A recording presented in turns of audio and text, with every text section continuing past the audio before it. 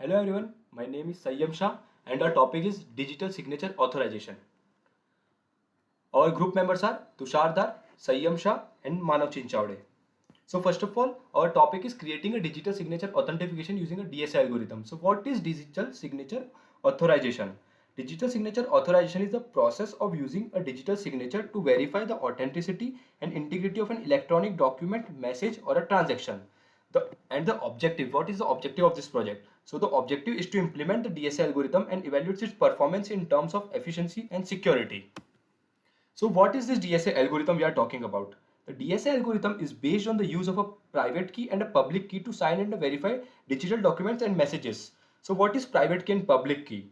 So to sign the digital documents, you need a personal certificate that involves creating a public private key pair and a digital signature digital certificate authority. Your private key is kept confidential and you sign a document. Anyone who wants to verify your signature will need your public key.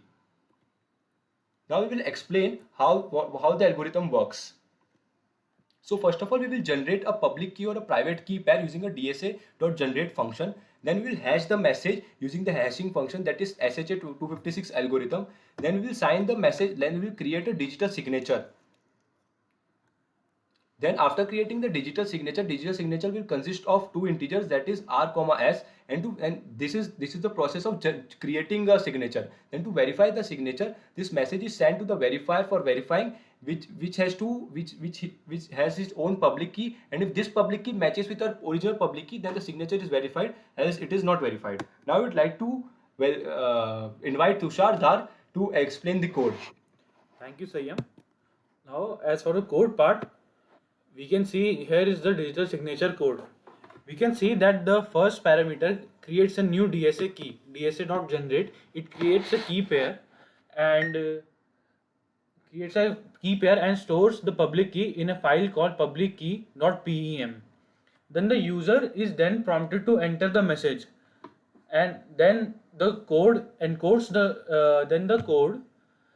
the message with the UTF into 8 bytes and passes on into the SHA-256 which hashes it.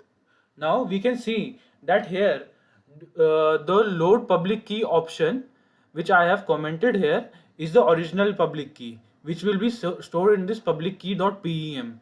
But right now we are loading the wrong public key which I have saved in a file called fake key. Now we will run the program and see how does it authenticate in this verifying step, in which if the public key matches, then the output we will receive is the message is authentic, and if the message doesn't pass, if the public key is wrong, then the message passed on is it's not authentic. Now we are running this.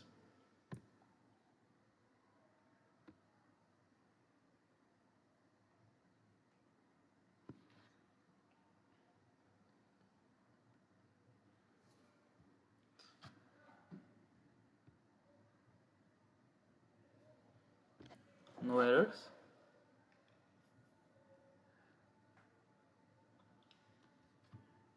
Now it asks for us a message. We can write in any string like hello, hello.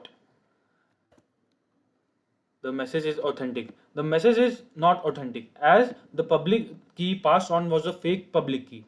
Now I will comment this code and uncomment the above one which has the original public key file called publickey.pem. Now I will run the code again.